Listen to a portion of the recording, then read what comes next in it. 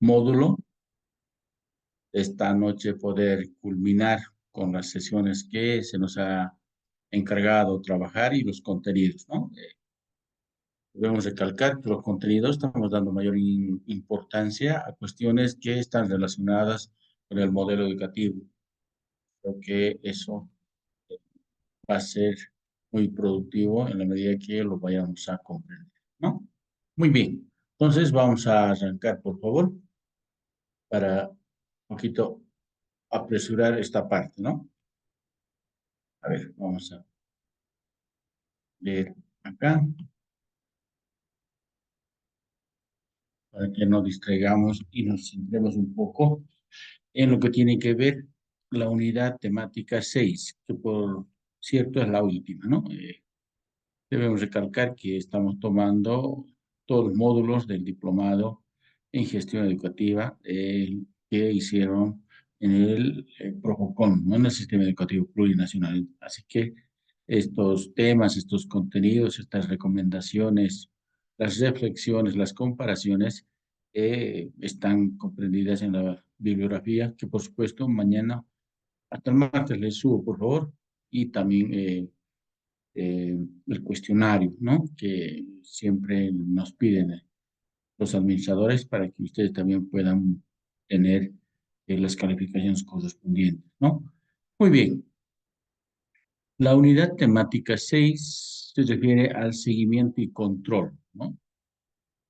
Tiene que ver con institución y organización, ¿no?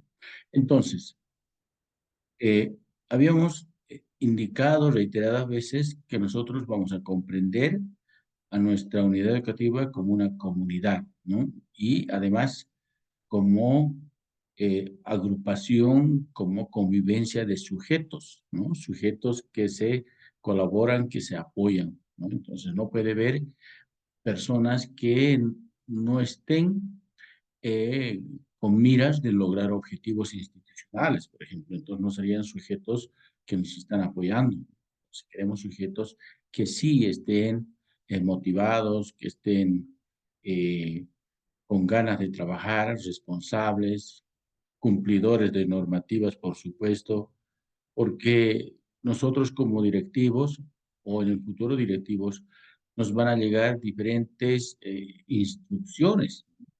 Por ejemplo, nos va a llegar una circular, ¿no? Nos van a llegar la misma instructiva, por ejemplo. Entonces, nosotros como directores tenemos que eso nuevamente hacer que nuestros maestros cumplan. Porque eso es la jerarquía de mando, ¿no? Desde la dirección departamental a los distritales a los y las directores de unidades educativas y los directores a los maestros, ¿no? Entonces, esa es una unidad de mando que esto viene desde, inclusive desde el Ministerio de Educación, ¿no? Entonces, cumpliendo políticas que están prescritas en los diferentes planes, ¿ya? Entonces, eh, vamos a comprender que nosotros como sujeto debemos tomar en cuenta relaciones desde donde las reglas se las cumplen, ¿no? Por eso decíamos que el rol de directivo es en una parte administrador y gestor. Entonces, cuando vamos a hablar de reglas se las cumple, nosotros tenemos que dar mayor énfasis en una administración educativa, ¿no? Porque siempre se lo ha hecho de esa manera. Ese tipo de relaciones las denominaremos convencionales, ¿no? O sea que eh, las normativas, lo que tiene la institución, los roles de los directivos, de los estudiantes, de los padres de familia, están prescritas positivamente. O sea, hay en un documento, ¿no? Entonces, son eh, cuestiones convencionales que nos van a permitir llevar adelante una unidad educativa. Por supuesto, nosotros ahora estamos, los que están como directivos y los que aún no están, vamos a suponer que estamos ya como directivos. Entonces, ¿cuál sería nuestro rol? O sea, ¿qué debemos hacer? ¿Cuál va a ser nuestro actuar? Entonces, ¿no? Y así nos estará un poquito comprendiendo más, ¿no? Eh, asumiendo ese rol, aunque ideal por ahora, ¿no? Otro aspecto, existen relaciones donde no es posible hacer. normas, sino por la fuerza. Mira, es decir, se necesita de la autoridad, ¿no? Muchos casos, por ejemplo, cuando hablamos de una cuestión, lo que último ha pasado en nuestra ciudad y a nivel nacional, el horario de invierno, ¿no? Necesitamos una disposición de una autoridad, ¿no? En el caso nuestro, departamental en Chuquisaca, teníamos que esperar una disposición del director departamental, ¿no? Y esta autoridad departamental, por ejemplo, no simplemente ha determinado este horario por capricho personal, ¿no? Al contrario, segura en una reunión de interinstituciones con salud, no sé qué otras instituciones participan en la toma de decisiones, las autoridades del CENAMI, etcétera, han visto la necesidad, ¿no?, más pertinente de aplicar un horario de invierno. Entonces, cuando aquí dice se necesita de una autoridad, ¿no? Por sí solo, un director de una educativa o un director digital, el mismo departamental, no puede aplicar así por así un horario, ¿no? No, o sea, no puede cambiar, ¿no? Tiene que haber ciertas normativas y estas normativas enmarcadas seguramente en una coordinación entre autoridades interinstitucionales, ¿no? Entonces, cuando vamos a trabajar esos aspectos como directivos, vamos a decir que la vigilancia para lograr se cumpla lo planificado, ¿no? A este tipo de relaciones la denominaremos preconvencionales. ¿Por qué? Porque no había antes, entonces sale como una necesidad del contexto, ¿no? Del momento, de la emergencia, en este caso del horario de las vacaciones, ¿no? Eh, por el frío, mejor dicho, se viene un horario de invierno. Entonces, son relaciones que salen como preconvencionales, ¿no? Que no había todavía y de acuerdo a la necesidad se va aplicando, ¿no? Eso está quedando claro. Otro aspecto, existen también relaciones desde donde la posibilidad de desarrollar lo planificado no se refiere a hacerlo desde la fuerza, ¿no? No es obligatorio, sino que tiene que ver con las convicciones que se han ido generando dentro de la persona. Por ejemplo, en la participación de los estudiantes, ¿no? En la participación de los padres de familia, qué sé yo, cuando hacemos una feria y decimos que vamos a exponer los materiales, pero sin embargo, los maestros, los mismos estudiantes, hacen cuestiones que más allá de lo exigido, ¿no? Por eso cuando hablamos de, o hay productos que exceden lo que estaba planificado, lo vamos a llamar como excelencia académica, ¿no? Excelencia viene de exceso, de demasía, ¿no? Entonces, hay estas cuestiones también que se puede dar en una unidad educativa, así que los directivos tendríamos que saberla manejar, comprender, valorar, ¿no? Entonces, cosa que en el futuro este tipo de actividades nos permita crecer, ¿no? Repito nuevamente, lo que queremos con el rol que estamos describiendo en cada una de las sesiones es ser gestores que transformen una realidad, ¿no? Sí es cierto que estaba bien las cosas, por eso que se habla en un momento de potencialidades, ¿verdad? Si son participativos mis maestros, mis estudiantes, pero se puede seguir mejorando, ¿por qué no? ¿No? ¿Por qué no seguir potenciando? ¿Por qué no buscar la excelencia, ¿no? Y hoy que se está hablando tanto de una calidad educativa, seguramente esas actividades nos van a llevar a lograr una calidad educativa en la unidad educativa, y no simplemente en la unidad educativa, sino ser ejemplo, ser un modelo que nos pueda permitir seguir creciendo en el desarrollo integral, ya sea de los estudiantes, de los maestros. Los maestros también necesitamos una motivación, necesitamos que alguien nos oriente, nos guíe y podamos también fortalecer capacidades en el desempeño profesional, ¿no?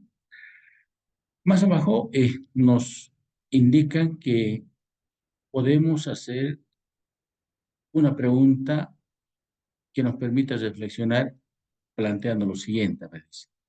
¿Cuántos espacios deliberativos tenemos al interior de nuestro entorno escolar?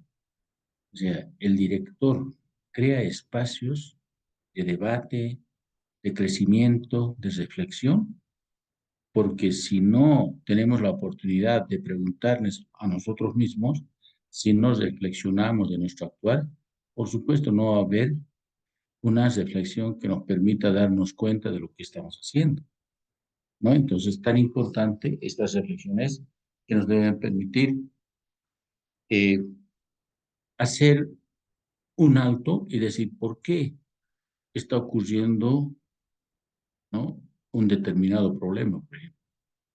Otro aspecto, ¿cuánta importancia le damos a tomar la palabra y a practicar, decir nuestra opinión con los estudiantes en los procesos educativos? Sí, es cierto que los estudiantes participan, pero ¿cómo tomamos en cuenta esas opiniones, no? O sea, ¿cómo a partir de esa opinión nosotros podemos generar un debate, ¿no? Podemos generar una teorización, por ejemplo, ¿no?, antes de llegar a la teoría. Entonces, creo que esas motivaciones van a hacer que nuestros estudiantes en las futuras actividades no tengan temor de participar. Entonces, es tan importante, ¿no? Entonces, creo que hay que darle la palabra. Por eso, Freire, en, un, en una conversación con Faundes, plantean la pedagogía de la pregunta, ¿no? Y no la pedagogía de la respuesta. Y creo que tenemos que también, un poquito nosotros como directivos o futuros directivos, hacer que esto también se pueda practicar entre docentes, entre padres de familia, entre estudiantes.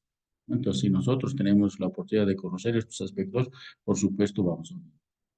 Y finalmente, una última pregunta en esta parte, nos dice, ¿cuánta importancia le damos de liberar entre maestros al interior de los procesos de toma de decisiones dentro del espacio escolar? O sea, no simplemente tendría que ser una imposición del directivo, sino también tendremos que dar la oportunidad a que los maestros entre ellos deliberen, discutan, ¿no?, analicen críticamente una situación dificultosa, y cuando ellos van a ser los autores de la propuesta de un plan, están comprometidos. Decimos nuevamente, cuando hay compromiso, hay participación, por supuesto va a haber sujetos que buscan la transformación, ¿verdad? A eso nos vamos a hacer. Muy bien. Entonces, cuando en esta última parte hablamos de seguimiento y control, organización e institución, hay un aspecto importante dentro del rol debemos tener, por ejemplo, como directivos, ¿no? El acompañamiento desde la gestión curricular participativa. Un extracto muy interesante que me ha parecido, por eso lo traigo acá, para un poquito comprender, ¿no?, entender qué lo que piden en el rol como directivo cuando ustedes estén ejerciendo ese cargo, ¿no? Dice, el proceso de acompañamiento al proceso de desarrollo curricular se desarrolla en los maestros, los estudiantes, articulados con la comunidad, ¿no? Se vuelve a repetir eso, ¿no? Entonces, hemos dicho que nosotros cuando hablamos de sujetos de la comunidad, principalmente van a ser nuestros maestros, nuestros estudiantes y los padres, ¿no? Por ello, el texto, o sea, estas sugerencias dicen, visibiliza la diversidad de posibilidades como los criterios que se presentan a la hora de encarar los procesos de acompañamiento, ¿no? Cuando mi rol como directivo, voy a empezar a hacer seguimiento a las actividades, no simplemente tendrán que ser de desarrollo curricular, sino también tendrá que ser a la preparación del maestro, a los materiales del maestro, a las estrategias que aplican los maestros y, por supuesto, la participación de los estudiantes, materiales, predisponibilidad, ¿no? Qué sé yo, higiene, disciplina, tantos aspectos que están presentes a la hora de los procesos de enseñanza-aprendizaje. Por supuesto, también están ahí los padres de familia, ¿no? Proveen materiales, los mandan aseaditos, ¿no? Generalmente se preocupan por el proceso, ¿no? Porque generalmente hemos visto a esta parte, y en un momento creo que lo hemos dicho, los padres aparecen a la hora de inscripción y a la hora de recibir las notas del primer trimestre. Y eso no es muy saludable, ¿no? Entonces, tendríamos que en el primer momento no hacer compromisos donde los padres de familia por lo menos al mes vengan 2 veces, ¿no? Seguro que es un esfuerzo grande, pero tenemos que comprometerlos, porque de esa forma vamos a tener el apoyo del padre, ¿no? Ustedes saben que en cada sesión de clase nuestros estudiantes, tanto de primaria, de secundaria, son muy hiperactivos y ocurre cualquier situación, ¿no? Si decimos que cada mes nos vamos a visitar o tienen la oportunidad de visitar a los estudiantes, hasta eso puede haber situaciones. Por eso que creo que el rol del padre de familia debería ser muy pertinente, ¿no? Acompañar de cerca al desarrollo integral de sus estudiantes, de sus hijos, cómo trabaja el maestro, qué está pidiendo. Entonces, un compromiso que nos permita tener como un sujeto estratégico a los padres, tanto a los maestros como a los directivos, ¿no? Entonces, esta parte, algo importante de lo que nos recomiendan, dicen, en la gestión curricular no hacemos referencia a la simple tarea de revisar las planificaciones. O sea, cuando queremos hacer acompañamiento, sí es cierto que es importante nosotros como directivo tener la capacidad, ¿no?, de interpretar sus PDCs de nuestros docentes. No simplemente eso es algo importante, ¿no? O sea, la esencia misma no está en la presentación de las planificaciones, ¿no? O que nos permita elogiar, castigar, ¿no?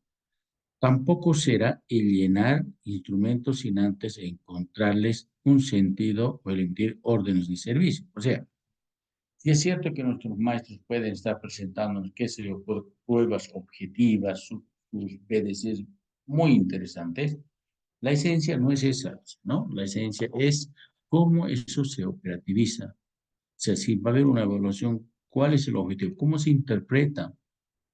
Porque generalmente a veces se aplican instrumentos evaluativos, por ejemplo, y se aplica y no se interpreta, ¿no? Porque no se organiza esa información, o no se tabula esa información, no se cruza la información. Entonces, creo que el rol del directivo en esta parte, cuando dice acompañamiento, tendrá que ver cómo el maestro está interpretando esa evaluación, cómo está retroalimentando esa evaluación, ¿no? Eso es algo. Y continúa diciendo, solo en ese espacio adquiere pertinencia el hablar de aquello que implica la gestión curricular como lo central y primordial en nuestro quehacer de gestores educativos, ¿no? Por tanto, nuestra tarea no se reduce solamente al seguimiento, ¿no? O sea, esto ya lo toma como práctica.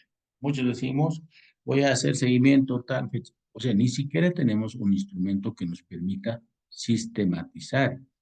Tendríamos que tener un instrumentito, tal fecha estoy ingresando a tal aula, ¿no? Ya, voy a observar esto, primeramente, ¿no? Cómo están organizados, participación de los estudiantes, lo material de la maestra, del maestro, estrategias que aplican, formas evaluativas, participación, etcétera, etcétera. Hoy que hay N sugerencias de fichas de seguimiento, creo que debemos trabajar de eso. Y una vez concluida una etapa de seguimiento, de acompañamiento, de verdad hacer una retroalimentación. ¿Qué está pasando? ¿No? Y nos dicen una parte muy importante, no para criticar o elogiar, ¿no? Eso no es lo esencial, creo. Por supuesto, si se sigue cometiendo la cuarta, tercera vez, segunda vez, ¿no? Sigue incurriendo en lo mismo la maestra, por supuesto. Entonces, para eso están los memorándum, por ejemplo, ¿no? En la primera sesión hacía una rápida referencia. A veces cuando empezamos a trabajar y tenemos amigos en la institución, creo que hay que tratar igual a todos, ¿no? Porque eso sería un grave error, dejarlos pasar por alto algunas faltas que pudieran cometer. Eso no es saludable, ¿no? Y eso hay que dejar en claro desde el primer momento que asumimos como objetivos una unidad educativa, ¿no? Entonces, les digo desde la experiencia, es muy saludable tratar a todos equitativamente y por igual. ¿no? Ya habíamos también el día de ayer reflexionado sobre igualdad y equidad, ¿no? Otro aspecto, acá lo que nos eh, refiere, la teoría es, por lo tanto, nos dice, nuestra tarea no se reduce solamente al seguimiento, ¿no? O como acto burocrático, lo que decía, ¿no? Sino que este elemento habrá que incorporar otros dos. A ver, ¿a qué se refiere con eso? Por un lado, el acompañamiento y por el otro lado, el apoyo, ¿no? O sea, si es cierto que nosotros vamos a aplicar instrumentos donde vamos a sistematizar y vamos a ver dónde está la falla, pero como directivos tenemos que tener la capacidad de apoyar, de sugerir, ¿no? En ningún momento nosotros podemos imponer, vamos a sugerir. Quien va a determinar si esa sugerencia voy a poner en práctica para mejorar, tendría que ser el maestro, porque no conocemos su integridad del maestro, no conocemos fondo como persona, pero sí lo que nosotros vamos a observar en el acompañamiento, podemos sugerir como apoyo, ¿no? Y eso es muy saludable, ¿no? Y la maestra seguramente si a partir de las potencialidades que tiene le falta mejorar, va a aceptar y eso le va a permitir crecer. A eso se refiere entonces, ¿no? Una cuestión es acompañamiento y la otra tiene que ver con él. Eso quiere decir, dice, nos enfrentamos nuevamente a un proceso que no son pasos a seguir, por lo tanto sería erróneo tratar de determinar qué elemento está primero, o sea, el apoyo o el acompañamiento, ¿no? Eso no es importante determinar eso, ¿no? Donde cada uno de estos elementos se encuentran íntimamente interrelacionados y en constante movimiento y transformación. Entonces, muchas veces voy a hacer seguimiento, decimos los directivos, ¿no? Y aplicamos que ellos, que es una observación muy cerrada y a la hora de evaluar y cuando estamos en el momento de la reflexión de poder, todo se siente en medio, qué sé yo, eh, que le han hecho un seguimiento muy riguroso, ¿no? Inclusive al inicio no se da el objetivo, el por qué voy a hacer un seguimiento, y no faltan los malos comentarios, ¿no? Dicen que después de este evento va a haber sanción, mejora, y peor todo, ¿no? Entonces, ya deja la esencia mismo de ese acompañamiento con directivos que debemos realizar. Por eso, antes de realizar una actividad, nuestro plantel de docentes, estudiantes, padres de familia, deben conocer la intención de una actividad, ¿no? Decir, esto vamos a realizar con esta finalidad. Entonces, creo que esa comunicación eh, nos va a permitir eh, tener en cuenta el por qué estamos haciendo una determinada actividad, ¿no? Entonces, si vamos a tener estas actividades de seguimiento, de apoyo, de participación, vamos a buscar una calidad educativa. Por eso esta lámina indica factores asociados a la calidad, ¿no? Creo que toda institución busca esto. Es un anhelado que lamentablemente por muchas cuestiones no se puede lograr una calidad educativa que nos permita inclusive ser orgullosos de la institución que manejamos, ¿no? Que tendría que haber una supercomunicación, ¿no? Un clima institucional que nos permita trabajar mancomunadamente, recíprocamente, ¿no? Donde la complementariedad se practique día a día. Sería súper interesante de verdad.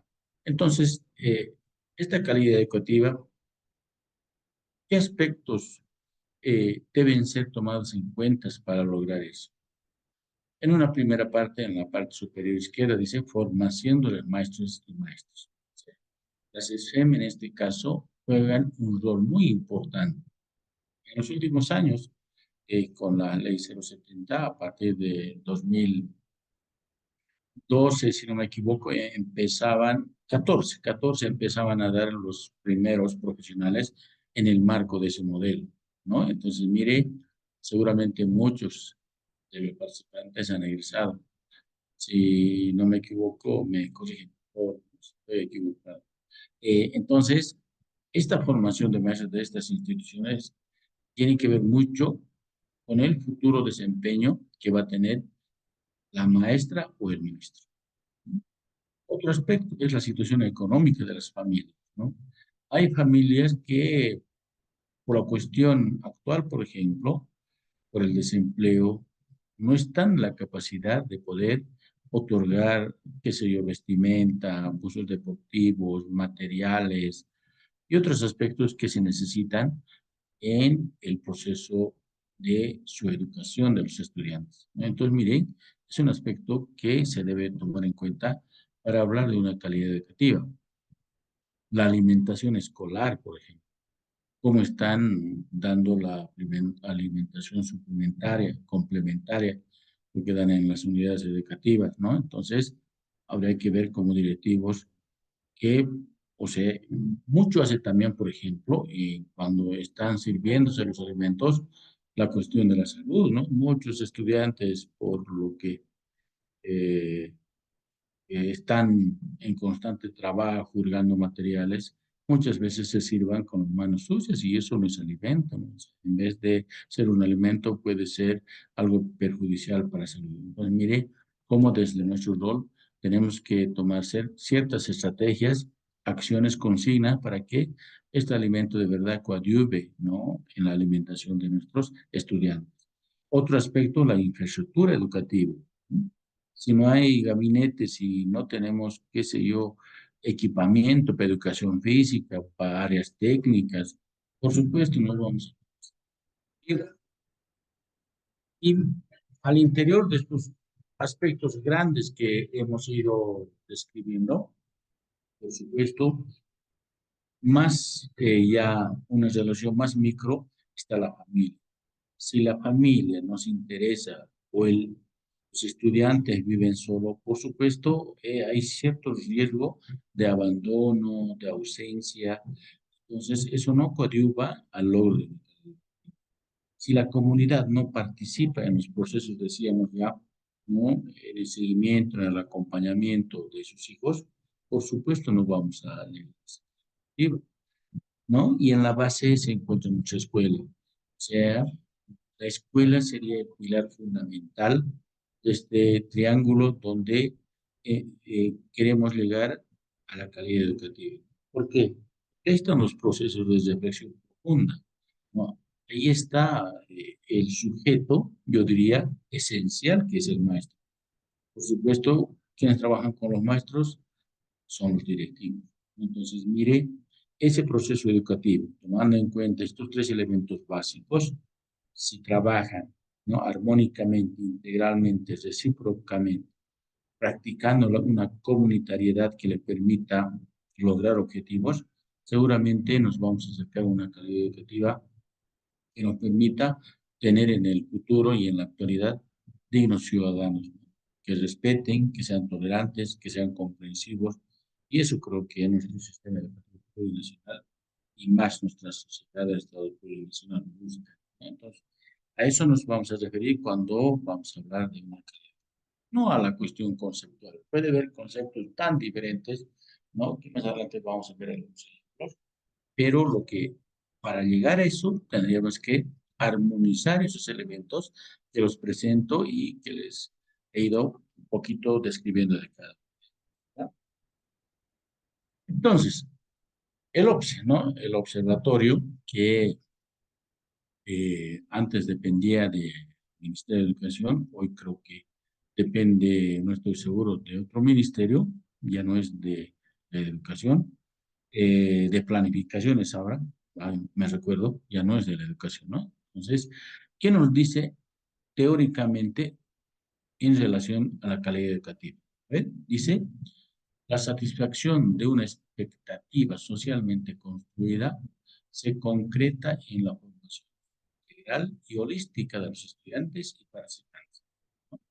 Entonces, cuando hablamos de una formación integral y holística, o sea, estamos refiriéndonos a todas las dimensiones, ¿no? Y cuando hablamos de holística, hablamos desde las vivencias, desde las realidades, ¿no?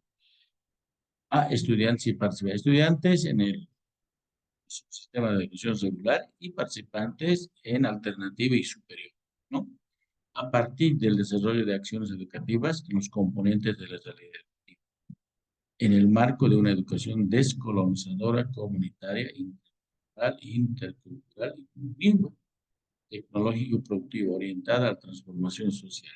Mire, aquí encontramos nuevamente ese término transformación social. O sea, eh, nos hace dar cuenta que en la actualidad, en nuestro pasado inmediato, nuestra educación no estaba respondiendo a esta transformación social, ¿no? Y podemos ver cómo están ahora organizados, a ver, siendo bien críticos, salimos a los mercados, cómo están nuestros mercados. Hay una desorganización fatal, ¿no? Ya las veredas, las calles hasta la media parte están ocupadas por sus toldos, por sus, ¿qué se llama eso? Por sus carpas de nuestros vendedores, ¿no? Hay un caos, de verdad, no se puede caminar y por medio vienen las movilidades, de verdad que, y eso alguien decía con mucha razón, ¿no? Vayamos al mercado y vamos a comprender la educación que se imparte en un determinado estado. Entonces, mire cómo el rol de la escuela, ¿no? La función de la escuela tendría que repercutir, tendría que verse plasmado en lo que vive una sociedad, ¿no? Entonces, mire, a eso se refiere el OCSE cuando habla de calidad. Creo que tenemos mucho por trabajar, por reflexionar. Sigamos adelante, sigamos comprendiendo aspectos que nos van a permitir seguir creciendo, ¿no? Entonces, la calidad de la educación en el sistema educativo plurinacional se caracteriza por, dice, a ver, uno, inciso A, implementarse en el marco del modelo. O sea, tenemos que nosotros trabajar en el marco del modelo. Por eso también hacemos este esfuerzo de poder eh, direccionar un poquito este diplomado para que comprendamos qué es lo que quiere del rol del directivo, del futuro directivo, esta educación, ¿no? En la actualidad. Otro aspecto, inciso B, dice ser única, diversa y plural.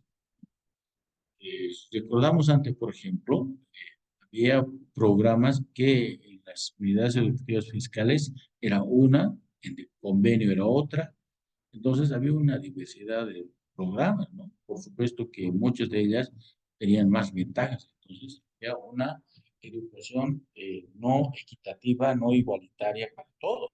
Entonces, por eso que ahora se trabaja este aspecto importante que dice debe ser única, ¿no? Hoy todas las unidades educativas, por lo menos en un alto porcentaje, están aplicando, desarrollando, planificando a través del programa oficial de nuestro diseño, ¿no? De los planes y programas. Otro aspecto dice es diversa, por supuesto, ¿no? No es cerrada. Eh, Hablamos de los contenidos, por ejemplo. Si en La Paz van a hablar de la quinoa, en el oriente hablarán de la yuca, ¿no? En Tarija seguramente de otra planta que esté en el contexto, porque tenemos que nosotros tomar en cuenta que un aprendizaje significativo parte de la realidad, ¿no? De sus vivencias de los estudiantes.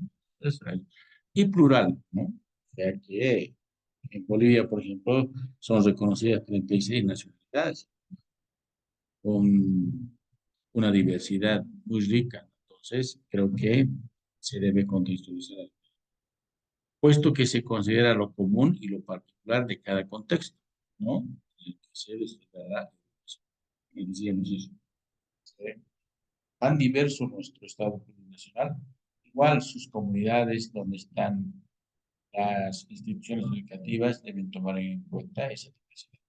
Ser multidimensional, ¿no? Considerar los diferentes elementos de los cuales se nutre el proceso educativo y otros que inciden en su logro, ¿no? O sea, trabajar diferentes dimensiones. Nosotros, por ejemplo, en el desarrollo de las cuatro dimensiones, ¿verdad? Entonces debemos encarar, trabajar, hacer que desarrollen estas cuatro dimensiones, ¿no? Y finalmente, nos sugiere ser dinámica. Cuando hablamos de esta dinámica, se refiere a esta recomendación a que los estudiantes sean los sujetos de los procesos de aprendizaje y no en lo tradicional, cuando nosotros estamos estudiando los diferentes niveles, ¿no? Entraba el maestro muchos de ellos hacían su cuestionario y nos dictaban. Otros traían su papelógrafo y copiar, ahí está el tema, examen para la próxima sesión. Entonces, hoy no, hoy tiene que ser más participativo, estrategias que nos permitan desarrollar diferentes habilidades comunicativas en los estudiantes, procesual, ¿por qué? Porque no simplemente valorar al inicio, ¿no? Sino en cada momento, cada actividad. Entonces, creo que estos elementos que hemos ido nombrando nos van a permitir buscar una calidad de vida, ¿no? Eh, Hay datos muy alarmantes, ¿no? Ustedes seguramente han visto hace años, en el pasado, no hace mucho, ¿no? Hace 3, 4 años, pasamos por el IESE, ¿no? Donde hemos tenido resultados muy muy alarmantes de verdad, ¿no? Creo que alguien decía en un análisis, por ejemplo, de 10 estudiantes, ¿no? De sexto año, eh, 2 comprenden medianamente. O sea, mire, de 10 estudiantes, 2 comprenden medianamente. Entonces, creo que estos resultados, sería bueno entrar a los resultados, no tuve la oportunidad de ingresar, sería bueno reflexionar, ¿no? ¿Dónde estamos fallando? Pese que también nosotros hemos presentado nuestros peros, ¿no? Eran textos un poquito descontextualizados en nuestra realidad, pero creo que vale la pena tomar en cuenta esos resultados para poder mejorar, ¿no? Entonces, creo que nosotros como maestros, como docentes que somos de diferentes niveles y modalidades, tendríamos que tomar en cuenta estos resultados, ¿no? Y hacer que podamos un poquito minimizar, ¿no? O sea, bajando. Esto justamente se hace a través de la aplicación de estrategias, ¿no? La clave del maestro está en la aplicación de estrategias y materiales. Esta selección cuidadosa, pertinente para cada área, para cada especialidad, depende mucho de la habilidad. Si el maestro hace que participen sus estudiantes, por supuesto nunca lo van a olvidar. Eh, Hay una teoría, una pirámide, no sé si ustedes han tenido la oportunidad de observar, de analizar. En la parte más cúspide, ¿no? Está cuando uno participa, logra mejores aprendizajes que cuando uno escucha, por ejemplo, ¿no? O cuando uno ve. No son porcentajes que no retienen mucho nuestros estudiantes. Entonces, creo que como los directivos tenemos que estar en la capacidad de poder apoyar en estas sugerencias, ¿no? Sugerencias que al maestro le van a permitir mejorar su desempeño profesional, ¿no? Y al mejorar su desempeño, por supuesto, ¿no? Estaremos dando alegría también a los padres, porque los padres, eso se da más cuando en una comunidad los padres también son amigos, que dicen, mi hijo está en tal unidad de actividad. Ah, mi hijo igual, ¿qué curso está en cuarto? De mí en cuarto. ¿Qué están llevando a esto? En la unidad de economía, los estudiantes ya están utilizando los CUAS. En el mío ni siquiera. O sea, pues mire, hay un descontento. Creo que estudiantes, nuestros beneficiarios, deberían tener la misma oportunidad que los demás que estudian en otros campos, que por el manejo de directivo, por la habilidad que tienen los maestros, seguramente están brindando una educación que sería más integral. Entonces, creo que vale la pena. Eh, Cuando hablamos de nosotros como directivos, para evaluar este aspecto que tiene que ver, es esencial, ¿no? En una institución educativa, que es el aprendizaje de los nosotros, Por eso mi hijo Luis Antonio está contento aquí también, porque yo no puedo, pequeños, me pega duro ahí. no simplemente es ya, hay dos elementos. No es el foco, sino son como directivos, tenemos que hacer que sea un desempeño óptimo. Como en la calle. ¿no? Este elemento es muy importante. Otro, infraestructura y equipamiento. Tiene que ver mucho. Tendrá que ser pues, gestionar. Sí, es cierto que no vamos a construir nuevas.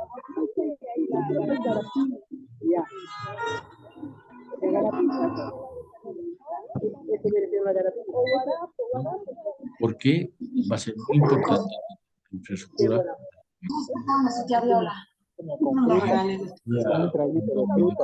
Donde en un curso de 30 estudiantes, 4 eran zurdos.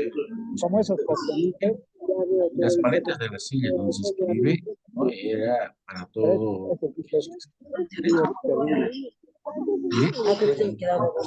Tan incómodo para era que estaba de espalda cuando tenía que casi darse vuelta.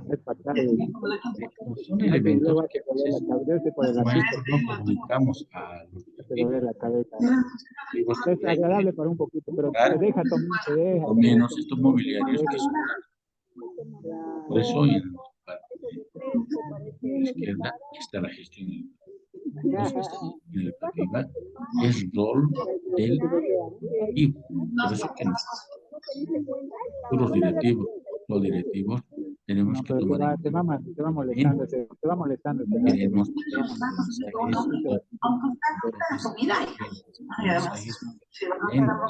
¿no? O sea, eso tampoco viene. Está moviendo la mesa. Eso tiene que ser un trabajo, ¿no? La organización entre estos elementos. No, ahora de manzana. Por eso que acá hemos querido ver si nosotros vamos a seguir, ¿no? Dando una función de administración, podemos ver si nos comportamos, asumimos el rol netamente de educador, vamos a tomar cuenta de una planeación. Tenemos que hacer ahí, elaborar planes y programas. Es muy suave el alcohol. Organización, ordenar y distribuir el trabajo. Mire, cómo es muy egoísta, ¿no? Cuando hablamos de administración, ¿no? En cuanto a acción, mandar, influir y motivar. Otro aspecto, control, valorar y evaluar las acciones, ¿no? Esto, como que hemos ido hablando, ustedes vean, analicen, puedo tomar este enfoque, puedo asumir desde este punto de vista, les conviene en la actualidad, ¿no? Para que ustedes puedan, ¿no? Una comparación, ¿no? Para que podamos comprender cómo en la actualidad debemos tomar en cuenta el rol del gestor. Por eso dice el título, esquema comparativo entre los modelos de administración escolar y de gestión educativa. A ver, administración escolar, trabajo centralizado. Sí, desde un inicio, cuando hablamos más de administración, es lo que el director desempeña. Nosotros teníamos, inclusive, te dice la doctora, gestión educativa, descentralización, toma de decisiones, para los maestros, debemos comprometerlos. Cuando un maestro es comprometido en una acción, esto se no simplemente es una instrucción directiva. Otro aspecto, trabajo burocrático. ¿No? Lo que le mandan se vota a los maestros y los maestros tienen que. Entonces, estamos con un enfoque de gestión educativa, un trabajo dinámico. Yo creo que inclusive en las unidades educativas seguramente ustedes deben se planifica por año de escolaridad inclusive, pero donde hay la diferencia es en la aplicación estratégica, porque no creo que ahí está este dinamismo en el trabajo, todos los maestros pongan la misma estrategia. Cada maestra, cada profesional es una metodología de trabajo. Son diferentes y repetibles, por lo tanto, sí es cierto que los contenidos podemos modificar, pero ya en la parte de estrategias cada uno tendría que, ¿no? En la administración escolar, baja presencia de lo pedagógico. educativa, centralidad en lo pedagógico, decíamos, ¿no? Para lograr calidad educativa, ¿cómo debemos tomar en cuenta diferentes elementos? Énfasis en las rutinas en la administración escolar, en la gestión, habilidad para tratar con lo complejo. Hoy está entrando de moda hablar de esta complejidad, ¿no? Complejidad no por lo difícil, ¿no? Por lo difícil, no por lo difícil de entender a una persona, sino por las cuestiones que estamos tratando, que es el uso de celulares, desde los niños empiezan a manejar desde niños y a manejar mejor que Los niños, tú son lo más importante. ella, ¿no? Pero a veces esta cuestión nos hace pensar que en el futuro, y esto Albert Einstein decía con mucha razón, en el futuro la tecnología va a idiotizar a la humanidad. Y eso vemos en los memes que como un mecanismo de reflexión, ¿no? Están en un almuerzo la familia y todos con su celular. Acaban de almorzar, se van agradeciendo. Muchas gracias, muchas gracias. No hubo un diálogo, una conversación, un momento de reflexión, ¿no? Qué sé yo, de proyección. Y miren, a veces estos elementos tenemos que tomar en cuenta y no hacer que se pierdan. La administración escolar, otro aspecto, trabajos dados y fragmentados. Mientras que en la gestión educativa queremos un trabajo en equipo, trabajo armónico, estructuras cerradas a la innovación. El administrador antiguo, en esta parte, antes, la 228, no sé si ustedes tienen algunos familiares, antes, seguramente en base de la código del 55, se daba examen para dirección por una sola vez. Ese ya era el cierto. Entonces, estos directivos seguramente tenían una estructura cerrada a la innovación. Estaba trabajando en lo que les han dado y en base a eso empezar a... Ahora en la actualidad, ¿qué queremos? Apertura al aprendizaje. Cantando en tu lugar diario, se va a llenar, me canso. Que el mundo tan acelerado está cambiando vertiginosamente y creo nosotros, maestros, no podemos avanzar. En cuanto a la administración escolar, otro aspecto dice autoridad impersonal y fiscalización. Yo creo que sí les voy a poder pero pagar un poquito olvidar de lo humanitario, ¿no? Pienso que a la gestión buscamos un asesoramiento y dos elementos, el apoyo y la orientación, ¿no? Entonces, con las reflexiones que hemos ido planteando. Otro aspecto, tendencia a estructuras desarticuladas en cuanto a gestión, culturas organizacionales cohesionadas por una visión. Más o menos va el proyecto común, lo que tenemos. Cómo enfrentar problemáticas a partir de los sujetos de la comunidad, plena participación. ¿Sí? A esto en armonía en la administración, tendencia a observaciones simplificadas y esquemáticas. Cuestiones que no lo toman mucha importancia. Si hubo una pelea entre estudiantes, o una discusión entre docentes, ya, ¿no? En base a la normativa, el director tradicional, el administrador escolar, aplica lo que corresponde. Sin embargo, intervenciones sistemáticas y estratégicas. Así que reflexión. ¿Para qué? Para que no las cuestiones que en vez de favorecer a la institución educativa, perjudican. Pues ahí ustedes pueden ver una comparación rápida. Lo que hoy queremos, al inicio de estas sesiones les decía, queremos gestores que transformen esta realidad. Seguramente que el día de nosotros ha sido formado todavía bajo un proceso formativo muy tradicional, ¿no? Sí es cierto que ha habido en los cambios, pero cuando se fue a trabajar hemos sido absorbidos, ¿no? Muchas veces eso nos cuentan nuestros estudiantes. No, allá no se hace, se planifica una vez, no se presenta materia. O sea, miren cómo han sido absorbidos por esa cultura naturalizada que en un momento tenemos hablado y no se trabaja de esa forma, una forma de trabajo muchas veces no planificada, que eso pues discute, ¿no? En la calidad educativa que se ofrece como desempeño profesional. Fiona no se fue y esta noche va a cantar aquí con Chica. Por eso, ya, cuando una gestión educativa centrada en el factor social se refiere a un conjunto de acciones realizadas por todos los componentes. Ya vamos recalcando lo que habíamos dicho, ¿no? De una institución educativa con roles definidos, ¿no? Los directores tenemos roles, los maestros tienen sus roles, los padres de familia también. Muchos padres de familia, muchos consejos educativos, juntas escolares están confundiendo, ¿no? Inclusive se escuchó decir que ellos están pidiendo cambios, van a hacer evaluación a los estudiantes.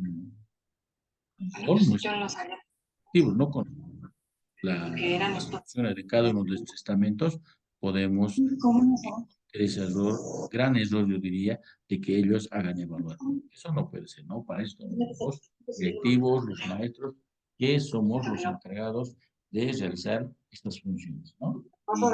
Y que están prescritas, o sea, nadie se está inventando. No es capricho de nadie, sino están en normativas que nosotros debemos dar fiel cumplimiento.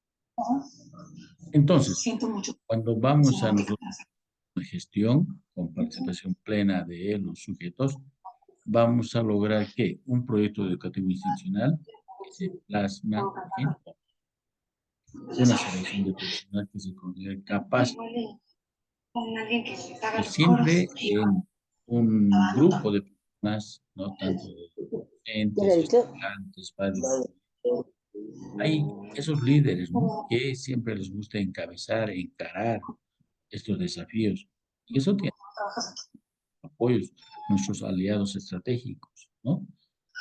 Una programación y ejecución de acciones, definición de roles y plazos, que decíamos, ¿no? Cómo nosotros debemos delegar funciones y no solo cargar como directivos todo lo que tienen que hacer, porque al final vamos a querer hacer todo y no vamos a hacer nada.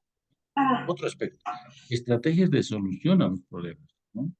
Decíamos ya, ¿no? Tenemos que ser muy conocedores de diferentes estrategias para solucionar problemas, para sugerir, para apoyar, etcétera, etcétera, ¿no? Otro aspecto, un conjunto de normas, procedimientos y disposiciones que facilitan la interacción de los sectores, ¿no? Y eso está prescrito en las funciones que debe cumplir cada estamento de la comunidad educativa, ¿verdad? Esta canción se la queremos dedicar A a ver, nuestro papá. otro elemento, gestión educativa intra e intercultural, ¿no? Hoy se habla bastante de aspecto Seguro va a haber muchos que les intercultural, tocó ¿no? así, ¿sí o no? Intercultural entendida ¿Sí? como el aprendizaje del otro diferente a mí, ¿no? Entonces, ¿qué nos dice acá? La gestión educativa es participación con identidad de la comunidad en la planificación, ejecución y evaluación de los programas curriculares. ¿Qué quiere decir esto? Si es cierto que existe una programación o una malla, ¿no? Con contenidos hay para los diferentes grados, nosotros en la participación, ¿no? Debemos hacer que cada sujeto, en este caso los maestros y los estudiantes, puedan tener la oportunidad de dar a conocer desde su cultura, porque eso también nos va a enseñar y nos va a permitir aprender nuevas formas de diferentes problemas, ¿no? ¿Qué debemos respetar ahí? La lengua materna, ¿no? Sus saberes ancestrales, tanto de los sujetos y de su comunidad. Entonces, miren cómo hoy en día se da mucha importancia a los saberes de los pueblos indígenas originarios, por ejemplo. No tanta tecnología, hemos dicho, pero esa tecnología no está respondiendo, ¿no? Hay mayor contaminación, hay nuevas enfermedades, ¿no? El COVID que hemos pasado, mire, cuántos amigos, colegas, familiares se fueron. Mire, entonces, o sea que la ciencia no está respondiendo, no nos está dando una respuesta. Por eso que en nuestra ley 070 da mucho énfasis a los conocimientos y saberes de nuestras comunidades, ¿no? ya, cómo antes se curaban, cómo antes se trataban. Y alguien decía, ¿no? En la época del COVID, por ejemplo, no, es mejor no ir a los hospitales porque de ahí no sales. Mejor haz un tratamiento con medicina tradicional. Y seguramente los que han pasado y esto lo han comprobado. Entonces, miren, a veces hacemos mucha laraca, ciencia, no tan adelantado que está. Por supuesto que nos debe servir para tener una mejor calidad de vida, pero lamentablemente a veces cuando más lo requerimos, no responde, ¿verdad? Acá, con relación a ese aspecto que estamos hablando, creo que los directivos y los maestros tenemos que comprender y entender estas diferencias entre sabiduría local y conocimiento científico, ¿no? Creo que antes decimos, cómo se han ido respondiendo. A ver, algunos aspectos para reflexionar también, ¿no?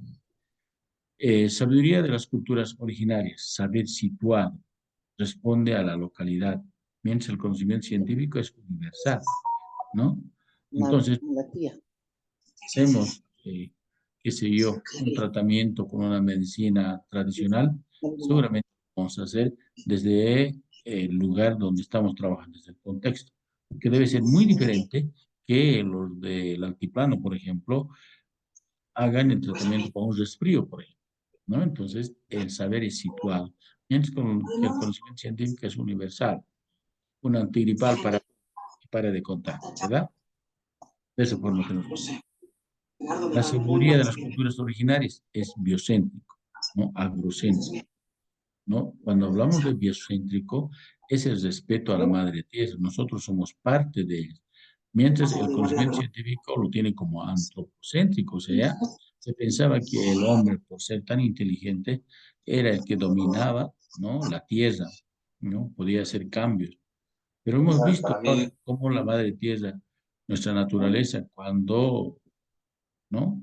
Ellos dicen, se enoja, qué sé yo, hay terremotos, hay ventarrones, hay lluvias que en pocas horas lo deshace un camino, los hace perder a comunidades, etcétera, etcétera, ¿no? Recién estamos que nosotros somos parte de esta madre naturaleza, ¿no? Aspecto muy importante que toma en cuenta también nuestra ley 070, ¿no? Sabiduría de las culturas originarias, sensitivo, ¿no? O sea, que toma en cuenta las emociones, la sensibilidad humana, mientras que los conocimientos científicos es instrumental, ¿no? Para de contar, aplicamos esto y listo, ¿no? Más instrumental. Sabiduría holística, conocimiento científico fragmentado. Holístico, dicho que vamos a hacer como no simplemente fragmentado. Sabiduría, saber para la continuidad a la vida, mientras que lo científico toma en cuenta el medio de empoderamiento, o sea, quiere dominar, ¿no? O sea, el capitalismo, esa acumulación de riqueza, ¿para qué? Para dominar. Por ejemplo, una reflexión así sencilla, Estados Unidos, ¿por qué ha invadido el Medio Oriente, Irán, Irak, ¿no? Justamente por tener su petróleo. ¿Por qué a Venezuela lo ataca cada vez? Quiere hacer un corralito que no lo permita crecer y tener relaciones internacionales a diferentes países, justamente por tener ese poder, ¿no? Entonces, creo que esas cuestiones deben llamarnos a la reflexión para nosotros valorar los conocimientos y saberes de nuestro pueblo, ¿no? Y sabiduría oral y el conocimiento científico es escrito, ¿no? Eso creo que fue una de las grandes debilidades de nuestros antepasados. No tuvieron esa oportunidad de escribir todo lo que sabían, ¿no? Por ejemplo, nuestros pueblos quechos, aymaras, bueno, No ni la experiencia de la moda, nada. tenían grandes adelantos, ¿no? Pero no dejaron algo escrito, ¿no? Solamente esa transmisión era de forma oral. Sabiduría colectivo y conocimiento científico individual, ¿no? Y eso se ve así acerca, por ejemplo, cuando hemos hecho muchos de los poderes antes, ¿cómo se hacían nuestras tesis? Individualmente. Mientras, trabajando por equipo, ¿no? CPTs. ¿No? Entonces, creo que estas formas de comprender la realidad nos ayuda bastante a tomar puntos de vista y aprender de los demás. Entonces, mucha importancia a lo individual, ¿no? Una sabiduría da respuesta a los problemas cotidianos, mientras el científico vale porque es portador de la verdad absoluta. O sea, cuando ellos descubren algo, dicen, no, esto es la verdad, porque se puede comparar, está verificado, etcétera, ¿no? Son algunas características de la ciencia que ellos se valen en eso para tener poder y decir que la ciencia, ¿no? Nada más darle eso, Entonces, se son acabó. aspectos que nosotros debemos comprender como directivos para orientar y valorar esta cuestión que es tan importante, que es la interculturalidad, ¿no? Una interculturalidad que debe permitirnos crecer, aprender más de los demás, ¿no? Y no ser como antes aprendía, como una cuestión que perjudicaba, porque los otros, diferentes a nosotros, sabían una cuestión, enfrentar un problema de diferente forma, así que tergiversaban, ¿no? Y no, hoy creo que comprendemos que no es así. Al contrario, es una oportunidad más, un instrumento más de dar respuesta a una cuestión que tenemos. Qué lindo sería tener en un aula o en una unidad educativa, por ejemplo, si supiéramos ser objetivos, tener uno guaraní, uno aymara, Yo le dijo que te ibas a quedar aquí vaya, unos días y de verdad sería un se venirá. potencial tener eso y aprender de Vamos al ensayo de la una cantante. anécdota antes de finalizar. En la universidad, por ejemplo, hicimos un estudio de las lenguas. Se fueron al oriente, se fueron a Uruchipayas, hicieron de 16, pero los saberes tan ricos, tan sorprendentes, cómo viven ellos, cómo enfrentan cada problema.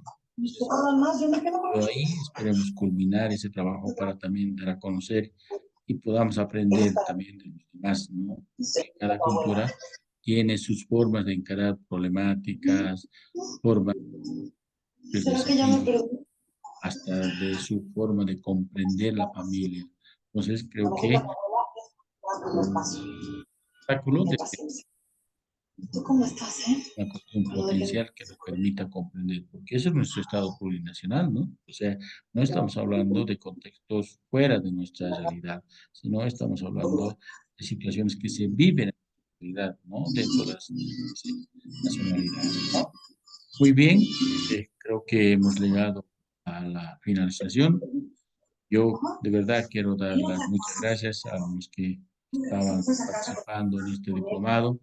Les invito a seguir estudiando, trabajando, indagando, porque creo que eso es nuestra labor como directivos, como educadores, ¿no? Ir siempre haciendo lecturas que nos permita comprender mejor.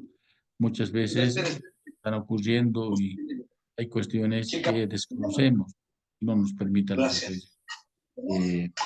Creo que nuestros estudiantes, nuestros maestros merecen tener un dirigente que los motive. Siempre las estrategias que apliquemos en las actividades muy saludables, ¿no? Hacerlos un momento de juegos a nuestros maestros en las asambleas, por ejemplo, a los padres, a los estudiantes, creo que va a motivar. Y cuando una persona está motivado, aprende con mayor, ¿no? Adquiere conocimientos mucho más duraderos, ¿no? Así que estos aspectos que trabaja eh, en la actualidad, ¿no? Diferentes estrategias, sería bueno aplicarlas en nuestro desempeño profesional. Nuevamente, quiero agradecer a los que administran esta institución, este diplomado, y a ustedes, queridos colegas, sigan adelante. Seguramente hay mucha juventud, por lo que me contaron. Creo que no participaron, pero bueno, participarán por lo menos despidiéndonos hasta otra oportunidad. Un gusto saludarles, a ver, quisiera escucharlos para por lo menos despedirnos. Adelante. La señorita Guadalupe Galaviz se complace en anunciar su compromiso. ¿Quiénes están? A ver. ¿Quién? Su galán, pues. Si quieres empezamos tú y yo. Claro, ya estaba enamorando con la profesora. Se me hace rarísimo porque Violano es impuntual. Pues sí, justamente por eso me preocupa. Mira. ¿Y ahora? ¿Qué hacen todos aquí? Joel, perdón el retraso. Muy bien, ¿Puedes con dar- esto entonces finalizamos. Espero que sigan adelante participando, concluir este diplomado. Un gusto y hasta otro. Muy buenas noches. Ricardo, tenemos que hablar contigo porque Porque te queremos, sí, y porque nos importas.